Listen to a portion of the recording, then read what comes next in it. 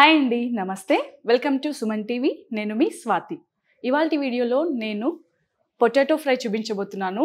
మనం baby potatoes ఉంటాయి కదా, దాంతో మనం చక్కగా ఫ్రై అనేది చేసుకోవచ్చు. చాలా టేస్టీగా ఉంటుంది. తింటుంటే ఇంకాస్త తినాలి అనిపిస్తుంది. కాస్త రసం పెట్టుకొని వేడివేడి అన్నంలో రసం పోసుకొని ఈ పొటాటో ఫ్రై ప్రిపేర్ చేసి మనం భోజనం చేసినట్టయితే అమృతంలా అనిపిస్తుందండి ఆ పూట భోజనం. సరే, ఇప్పుడు మనం దానికి కావాల్సిన ఇంగ్రీడియంట్స్ ఏంటో చూద్దాం రండి. మనకి పొటాటో ఫ్రైకి కావాల్సిన పదార్థాలు: బేబీ పొటాటోస్, కట్ చేసి ఉంచుకున్న ఆనియన్స్, 3 పచ్చిమిరపకాయలు, 1 టీ స్పూన్ ధనియాలు, 1 టీ స్పూన్ జీలకర్ర, 1 టీ స్పూన్ మినపగుళ్ళు. ఇప్పుడు మనం ఈ పొటాటో ఫ్రైని ఎలా ప్రిపేర్ చేసుకోవాలో ప్రాసెస్ని అయితే చూద్దాం రండి. ముందుగానే మనం ఈ బేబీ పొటాటోస్ని ఉడికించి ఉంచుకోవాలి. చక్కగా ప్రెషర్ కుక్కర్లో పెట్టి 3 విజిల్స్ వచ్చే వరకు మనం దీన్ని అయితే ఉడికించుకోవాలి. లేదా ప్రెషర్ కుక్కర్ వద్దు అవాయిడ్ చేసేవాళ్ళు నార్మల్గా కూడా ఒక బౌల్లో పెట్టి ప్లేస్ చేసి ఉడికించుకోవచ్చు. ముందుగానే మేమైతే ఈ బేబీ పొటాటోస్ని ఉడికించి ఉంచుకున్నాం అన్నమాట. ముందుగా మనమైతే బేబీ పొటాటోస్ ఫ్రై ప్రిపేర్ చేసుకునే ముందు దీనికి ఒక చిన్న మసాలా పౌడర్ని అయితే ప్రిపేర్ చేసుకుందాం. ఆ మసాలా పౌడర్ వల్ల ఈ బేబీ పొటాటో ఫ్రై చాలా రుచిగా ఉంటుంది. మనమైతే ఇప్పుడు ఆ మసాలా పౌడర్ని ఎలా ప్రిపేర్ చేసుకోవాలో చూద్దాం. ముందుగా స్టవ్ని అయితే ఆన్ చేసుకుందాం. స్టవ్ మీద ఒక ప్యాన్ అయితే ప్లేస్ చేసుకోవాలి. ప్యాన్ని కాస్త వేడి కానివ్వాలి. అలాగే ఇందులోకి ఒక 1/2 టీ స్పూన్ వరకు మిరియాలని యాడ్ చేసుకోండి. అలాగే 1 టీ స్పూన్ ధనియాలని కూడా యాడ్ చేసుకోండి. 1 టీ స్పూన్ మినపగుళ్ళను యాడ్ చేసుకుందాం. అలాగే ఇందులోకి 2 లేదా 4 ఎండుమిరపకాయలని కూడా యాడ్ చేసుకోవాలి. వీటిని కాస్త డ్రై రోస్ట్ చేసుకోవాలి.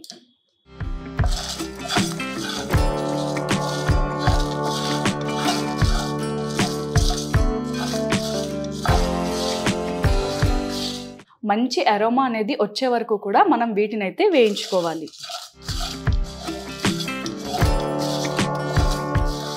కాస్త రంగు మారే వరకు మనమైతే వీటిని డ్రై రోస్ట్ చేసుకోవాలి. అలాగే మనకి ఇవి వేగాయి అన్న విషయం ఎలా తెలుస్తుందంటే, ఇవి వేగుతున్నప్పుడు ఒక రకమైన సువాసన అనేది వస్తుందన్నమాట. మినపగుళ్ళు ధనియాలు కలిపి వేగుతున్నప్పుడు మంచి మసాలా స్మెల్ వస్తుంది. ఆ విధంగా వాసన వచ్చే వరకు మనం వీటిని వేయించుకొని ఆ తర్వాత స్టవ్ని అయితే ఆఫ్ చేసేయాలి.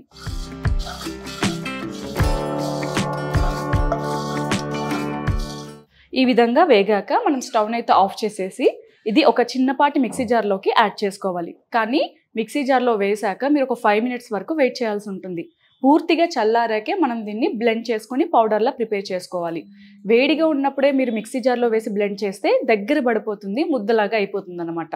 కాబట్టి దీన్ని మనం పూర్తిగా చల్లారనివ్వాలి. మనం స్టవ్ని అయితే ఆన్ చేసుకొని తిరిగి మళ్ళీ అదే ప్యాన్ అయితే ప్లేస్ చేసుకోవాలి. ఇందులోకి 1 నుంచి 2 టీ స్పూన్ల వరకు ఆయిల్ని యాడ్ చేసుకోండి. ఆయిల్ని కాస్త వేడి కానిద్దాం. మనం ముందు పోపు వేసుకోకుండా ఈ ఉడికించిన బంగాళాదుంపలను అయితే మనం ఆయిల్లో కాస్త వేయించుకోవాలి. ఈ విధంగా వేయించుకుంటే కూర రుచిగా ఉంటుందన్నమాట. సో మనమైతే ఆయిల్ వేడైంది కదా, ఉడికించి ఉంచుకున్న ఈ చిన్న చిన్న పొటాటోస్ని అయితే యాడ్ చేసుకుందాం.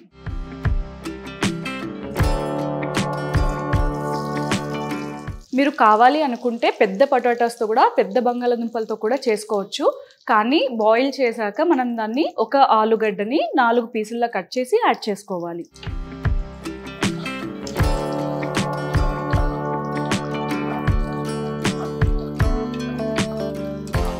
మనమైతే 5 నుంచి 6 నిమిషాల వరకు ఆయిల్లో ఇవి బాగా మగ్గించుకోవాలి.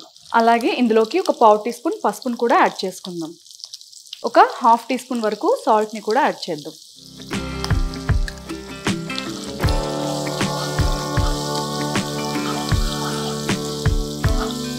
ఈ పొటాటోకి స్కిన్ అంతటా కూడా కాస్త రంగు మారే వరకు కూడా మనం వీటిని అయితే మగ్గించుకోవాలి. కాస్త గోల్డెన్ కలర్లోకి వచ్చే వరకు మనం ఇవి మగ్గించుకోవాలి.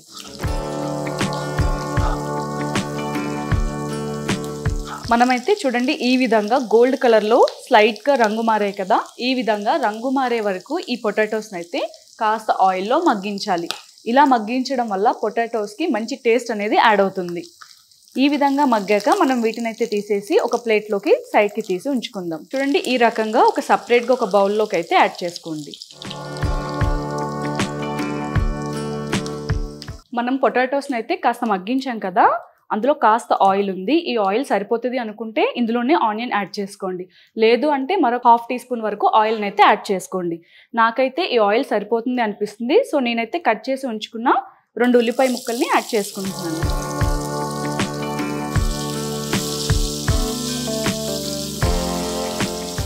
అలాగే 2 లేదా 3 పచ్చిమిరపకాయల్ని కూడా సన్నగా తరిగి యాడ్ చేసుకోండి. మీరు కావాలి అనుకుంటే అల్లం వెల్లుల్లి పేస్ట్ని కూడా యాడ్ చేసుకోవచ్చు. వద్దు అనుకున్న వాళ్ళు స్కిప్ చేయొచ్చు.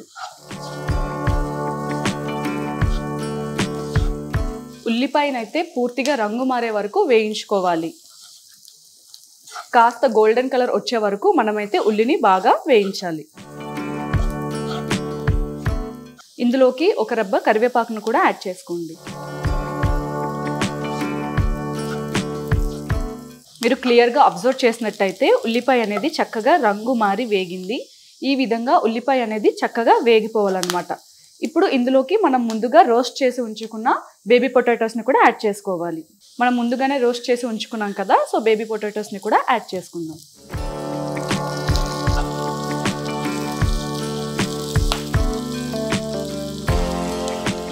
మనం మసాలా పౌడర్ ప్రిపేర్ చేసుకున్నప్పుడు 4 ఎండుమిర్చీలను కూడా యాడ్ చేసుకున్నాం కాబట్టి కారాన్ని కాస్త చూసి యాడ్ చేసుకోండి. నేనైతే ఒక 1/2 టీ స్పూన్ వరకు కారాన్ని యాడ్ చేసుకుంటున్నాను. అలాగే మనం ముందుగానే ప్రిపేర్ చేసి ఉంచుకున్నాం కదా మసాలా పౌడర్, దీన్ని కూడా 2 నుంచి 2.5 టీ స్పూన్ల వరకు యాడ్ చేసుకోండి.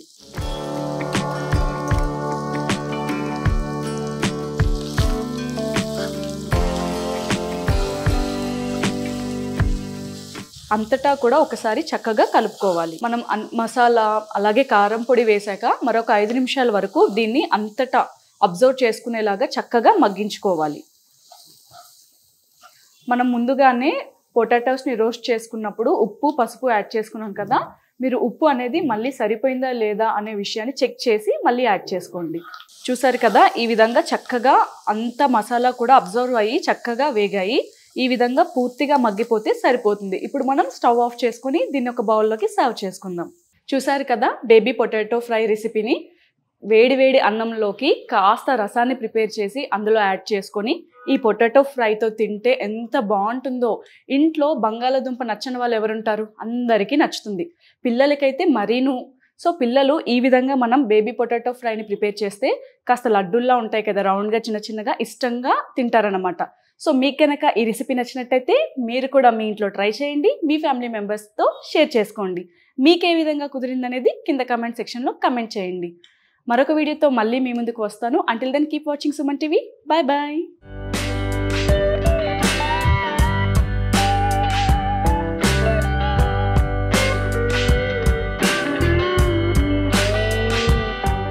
సుమన్ టీవీలో మీ పర్సనల్ అండ్ బిజినెస్ ప్రమోషన్స్ కోసం కింది నెంబర్కి కాంటాక్ట్ చేయండి.